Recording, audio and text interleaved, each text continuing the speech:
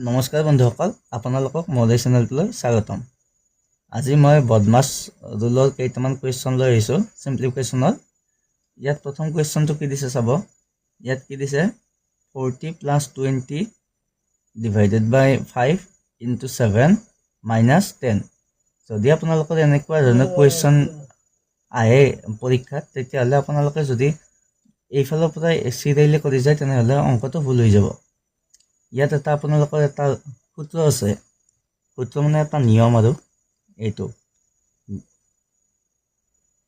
BODMAS।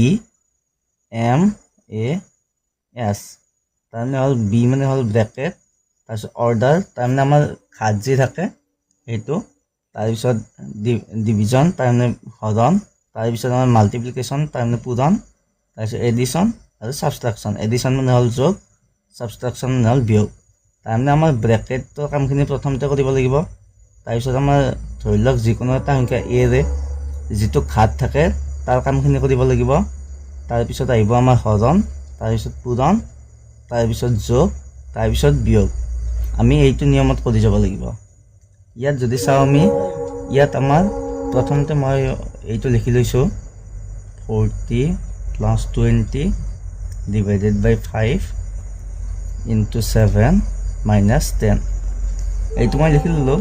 ইয়াত আমাৰ ব্ৰেকেট নাই, ইয়াত চাওক ক'তো ব্ৰেকেট নাই, স্কুৱেৰ বা তেনেকুৱা ধৰণৰ ঘাটো আমাৰ ইয়াত নাই। ইয়াত ক'তো আমাৰ ঘাত নাই, নাথাকিলে এতিয়া কি চাব লাগিব, ইয়াত হৰণ আছে না চাব লাগিব। ইয়াত চাওক আমাৰ হৰণ আছে, গতিকে আমি এই হৰণৰ কামখিনি আগতে কৰিম। বাকীখিনি যেনেকৈ আছে সেনেকৈয়ে লিখি ল'ম। ইয়াত 40 আছে, 40 লিখিলোঁ, প্লাছ এতিয়া চাওক 20 কিহেৰে হৰণ কৰিব লাগিব, 5এৰে। 5এৰে যদি আমি 20 হৰণ কৰোঁ কেইবাৰ যাব, তেতিয়াহ'লে আমাৰ যাব 4বাৰ। 40 + 4। এতিয়া আমাৰ এইখিনি কাম হৈ গ'ল, মানে আমাৰ হৰণৰ কামখিনি হৈ গ'ল। এতিয়া কি থাকিল, পূৰণ, 7 - 10। এতিয়া আমাৰ হৰণৰ কামখিনি হ'লে এইবাৰ কি কৰিব লাগিব, এইবাৰ পূৰণৰ কামখিনি কৰিব লাগিব।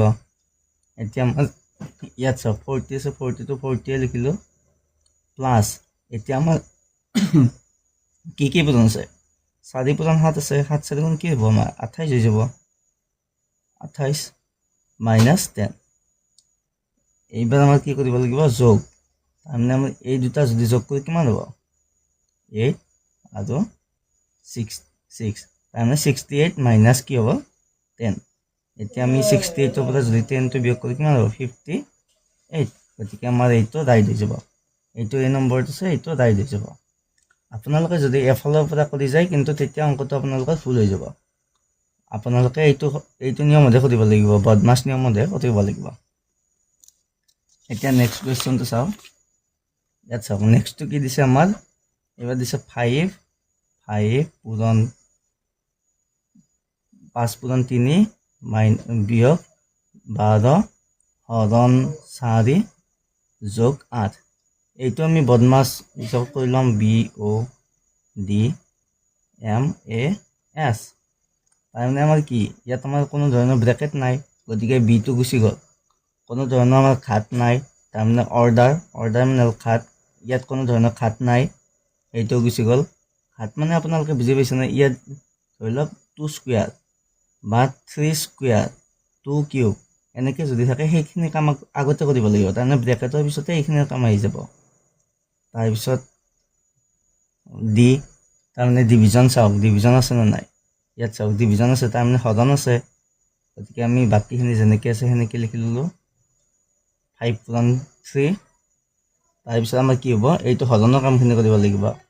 ইয়াত 4ৰে যদি 12 হৰণ কৰা যায় কিমান বাৰ যাব, 3বাৰ যাব, প্লাছ 8 আছে, 8টো লিখি ল'লোঁ। এতিয়া হৰণৰ কামখিনি গ'ল। এবাৰ কি আহিব, মাল্টিপ্লিকেশ্যন, তাৰমানে কি পূৰণৰ কাম আহিব। এতিয়া যদি আমি 5 পূৰণ, ইয়াত আমাৰ মাল্টিপ্লিকেশ্যন এইটোৱে আছে, গতিকে আমি এইখিনি কাম কৰিব লাগিব। এইখিনি কাম কৰিলে কি হ'ব, 5 পূৰণ 3 15 -3 প্লাছ 8। এতিয়া আমি যোনকেইটা তাৰমানে প্লাছ আছে সেইকেইটা আমি এফাল কৰি ল'ম। 15 ইয়াত প্লাছ 8 আছে, গতিকে প্লাছ 8টো ইয়াত আনিলোঁ, -3টো এইফালে লৈ গ'লোঁ। এতিয়া আমাৰ কি এডিশ্যন, তাৰমানে আমি যোগৰ কামখিনি কৰিব লাগিব। এতিয়া 15 লগত 8 যোগ কৰিলে কিমান হ'ব 23 হ'ব 23 মাইনাছ 3 তাৰমানে আমাৰ কিমান হ'ল 20 এইটো আমাৰ কি হৈ গ'ল ৰাইট হৈ গ'ল এইটো ডি নম্বৰত আছে এইটো ৰাইট হৈ গ'ল এতিয়া নেক্সটটো চাব ইয়াত চাওক এইবাৰ আমাৰ চাব মই কুৱেশ্যনটো লিখি ল'লোঁ 36 divided by 6 plus 3 into 2 minus 3 এইটো চাওক মই এইবাৰ লিখি লৈছোঁ B O D M A S এতিয়া চাওক ইয়াত ব্ৰেকেট আছে না চাওক ইয়াত ব্ৰেকেট আছে গতিকে আমি কি কৰিব লাগিব আগে ব্ৰেকেটৰ ভিতৰত থকা কামখিনি আগে কৰিব লাগিব এতিয়া ব্ৰেকেটৰ ভিতৰতো চাওক ইয়াত যোগো আছে পূৰণো আছে গতিকে আমি ব্ৰেকেটৰ ভিতৰত আমি আগতে কোনখিনি কৰিম মাল্টিপ্লিকেশ্যনটো আগত আছে যোগত গতিকে আমি পূৰণৰ কামখিনি আগতে কৰিম ইয়াত চাওক 36টো লিখি ল'লোঁ এনেকৈ ব্ৰেকেটৰ কামখিনিৰ আগতে কি হ'ব পূৰণৰ কামখিনি আহিব এতিয়া 6 প্লাছটো লিখি ল'লোঁ এই দুটা যদি আমি পূৰণ কৰোঁ কি হ'ব 3 2 গুণ 6 মাইনাছ 3 আৰু লিখিলোঁ 36 ডিভাইডেড বাই এইবাৰ এইখিনি কাম কৰিব লাগিল ইয়াত যদি 6 কিমান হ'ল 12 মাইনাছ 3 এতিয়া চাওক আমাৰ ব্ৰেকেটৰ কামখিনি হৈ গ'ল ব্ৰেকেটৰ পিছত এইবাৰ কি হ'ব অৰ্ডাৰ নাই গতিকে আমাৰ কি হ'ব ডিভিজন তাৰমানে আমাৰ এইবাৰ হৰণৰ কামখিনি কৰিব লাগিব 12ৰে যদি আমি 36ক হৰণ কৰি কিমান বাজিব 12 3 গুণ 37 মাইনাছ 3 তাৰমানে কিমান হ'ব 3 minus 3 equal to 0 তাৰমানে আমাৰ এনচাৰ কিমান হৈ গ'ল এইটো বি নম্বৰ 0 আছে গতিকে আমাৰ এইটো ৰাইট হৈ যাব এবাৰ নেক্সটটো চাব ইয়াত চাওক মই এইটো লিখি লৈছোঁ 10 plus 18 divided by 2 minus 4 into 2 plus 20 এইটো আমাৰ বদমাছ ৰুলত কৰিব লাগিব B O D M A S এতিয়া চাওক এতিয়া আমাৰ ইয়াত কি আছে এইটো আমাৰ ব্ৰেকেটটো আছে গতিকে আমি ব্ৰেকেটৰ কামখিনি আগত কৰিব লাগিব তাৰমানে আমাৰ কি হ'ব বাকীখিনি যেনেকৈ আছে সেনেকৈ লিখি ল'লোঁ 10 plus 18 divided by 2 মাইনাছ এই দুটা পূৰণ কৰিলে কিমান হ'ব 4 2 গুণ 8 যোগ 20 এতিয়া আমাৰ কি আহিব এতিয়া আমাৰ অৰ্ডাৰ নাই গতিকে আমাৰ এইবাৰ ডিভিজনৰ কামখিনি আহিব তাৰমানে আমাৰ হৰণৰ কামখিনি এইবাৰ আহি যাব তাৰমানে 10 প্লাছ ইয়াত 18 যদি আমি 2ৰে হৰণ কৰি কিমান বাজিব 9 বাজ যাব 2 9 গুণ 18 মাইনাছ 8 প্লাছ 20 মই এইটো ইয়াতে লিখি দিওঁ এতিয়া চাওক আমি যোগকেইটা যদি এফাল কৰোঁ আগৰবাৰৰ নিচিনাকৈ 10 plus 9 এইটো মাইনাছ আছে এইটো আমি সেইফালে লৈ যাওঁ 20টো আগত লৈ আহোঁ প্লাছ 20 মাইনাছ 8 এতিয়া আমি কি কৰিব লাগিল আমি এইবাৰ যিহেতু পূৰণ নাই গতিকে এইবাৰ আমি যোগৰ কামখিনি কৰিব লাগিল এতিয়া যদি যোগ কৰি কিমান হ'ব 10 যোগ 20 30 30 9 39 বিয়োগ 8 এইটো 39ৰ পৰা 8 হ'লে কিমান হ'ব 31 তাৰমানে আমাৰ কি হ'ব 31টো আমাৰ ৰাইট হৈ যাব এইটো আমাৰ ৰাইট হৈ যাব এতিয়া নেক্সটটো চাব কি দিছে ইয়াত দিছে 2400 2400 হৰণ এইটো হ'ল থাৰ্ড ব্ৰেকেট 60 মাইনাছ এইটো হ'ল আমাৰ এইটো ছেকেণ্ড ব্ৰেকেট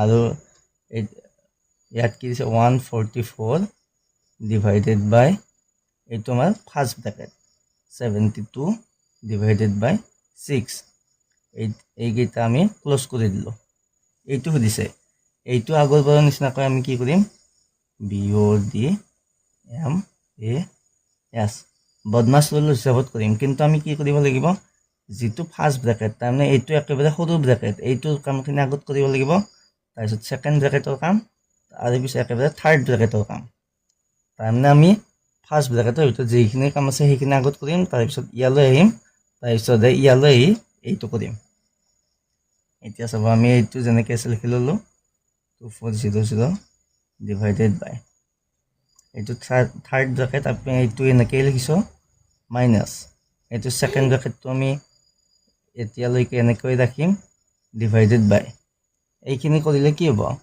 72ক যদি আমি 6 হৰণ কৰি কিমান হ'ব 6 12 6 গুণ 72 গতিকে কি হ'ব 12 আমি এবাৰ এইটো ফাৰ্ষ্ট ব্ৰেকেটটো ঠিক হ'ল আমি সেকেন্ড ব্ৰেকেটলৈকে আহি গ'লো এতিয়া আমি কি কৰিম 2400 ডিভাইডেড বাই এইটো আমি যেনেকৈ আছে বাকিখিনি এনেকৈ লিখিম 60 মাইনাছ এতিয়া আমাৰ কি হ'ব এতিয়া আমাৰ সেকেন্ড ব্ৰেকেটৰ কামখিনি কৰিব লাগিব তাৰমানে 146ক যদি 12 হৰণ কৰি কিমান বাজ যাব 12 বাজ যাব সেকেন্ড ব্ৰেকেটটো ঠিক হ'ল আমি থাৰ্ড ব্ৰেকেটলৈকে আহি গ'লো এতিয়া কি হ'ব 2400 ডিভাইডেড বাই এবাৰ কি হ'ল এতিয়া আমাৰ এই থাৰ্ড ব্ৰেকেটৰ কামখিনি থাকিল তাৰমানে 60 পৰা যদি 12 বিয়োগ কৰি কিমান থাকিব 48 তাৰমানে আমি কি পালো